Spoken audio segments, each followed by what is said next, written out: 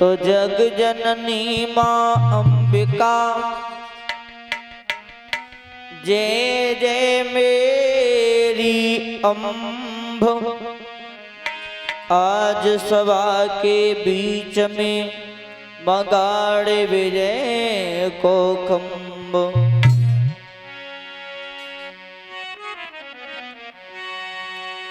तो कथा शुरू अब होती है, आओ वीर हनुमान आसन आई विराजियो। तेज पुंज बलवान। बोल भक्त वत्सल भगवान की, बोल भागवत महापुराण की। अरे बंद हो गुरु पद पदम परागा।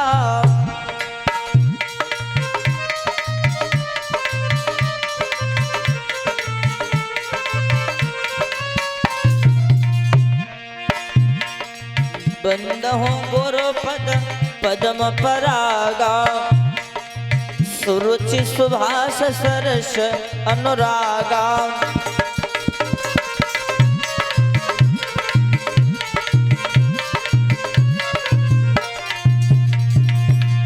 अरे अमिया मूर में चूरन चारो। समन सकल भवरुधि परिवारो।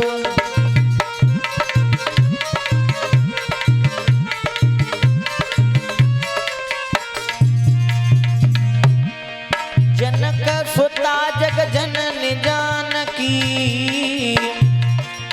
अत से प्रिय करुणा निदान की।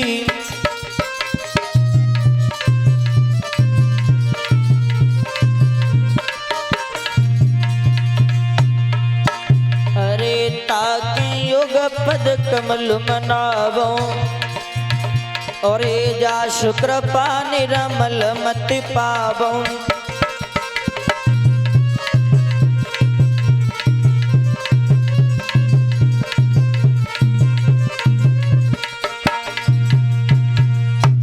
बोलिए भागवत महापुराण की।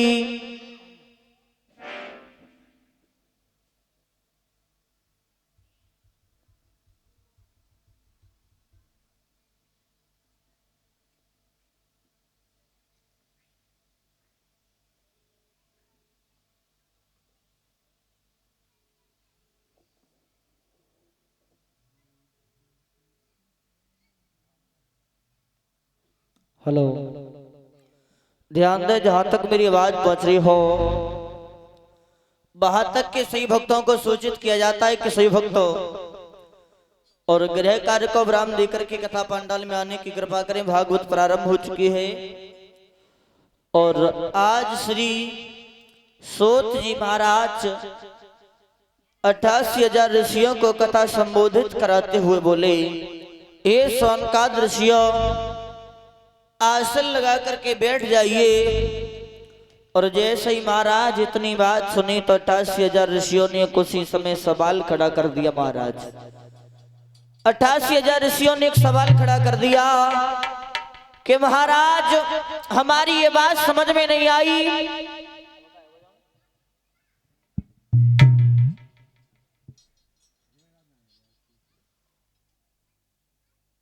हमारी ये बात समझ में नहीं आई महाराज कि परीक्षित महाराज जो थे वो परीक्षित महाराज कौन से वंश में पैदा हुए और परीक्षित महाराज जी से ऐसा कौन सा कारण बन गया जो महाराज परीक्षित जी को श्रीमद् भागवत कथा का पाठ श्रवण करना पड़ा।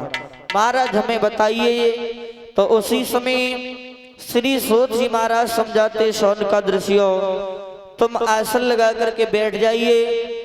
अब मैं तुम्हारे सामने पर यही बताने के लिए जा रहा हूँ कि महाराज परीक्षित जी कौन से वंश में पैदा हुए और उन महाराज परीक्षित जी से ऐसा कौन सा कारण बन गया जिससे महाराज परीक्षित जी को श्रीमद् भागवत कथा का पाठ श्रवण करना पड़ा।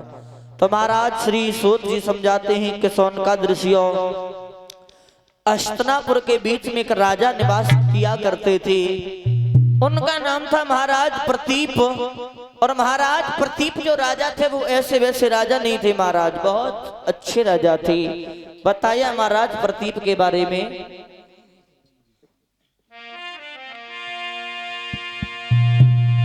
कि प्रतीप नाम के राजा थे, नहीं घर में कोई संतान भई,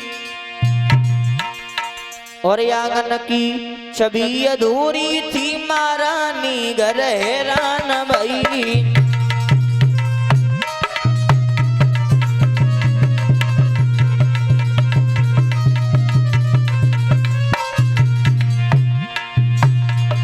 प्रतीप नाम के राजा थे, न घर में कोई संतान भई, आंगन की छवि अधूरी थी, महारानी घर हैरान भई।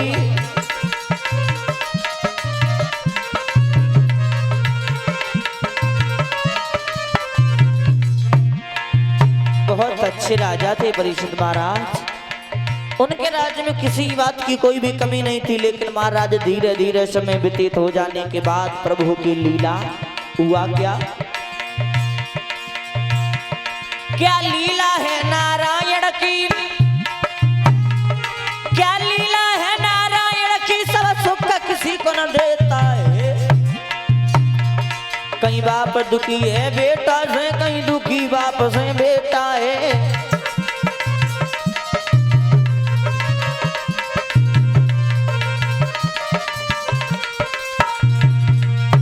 ध्यान रखना महाराज, राजा प्रतीप जो थे बहुत ही अच्छे राजा थे महाराज प्रतीप। और जैसे ही महाराज धीरे धीरे समय व्यतीत होता चला गया, प्रभु की लीला कि उनके घर में जो रानी निवास करती थी मैया के उधर से किसी भी संतान ने जन्म नहीं लिया।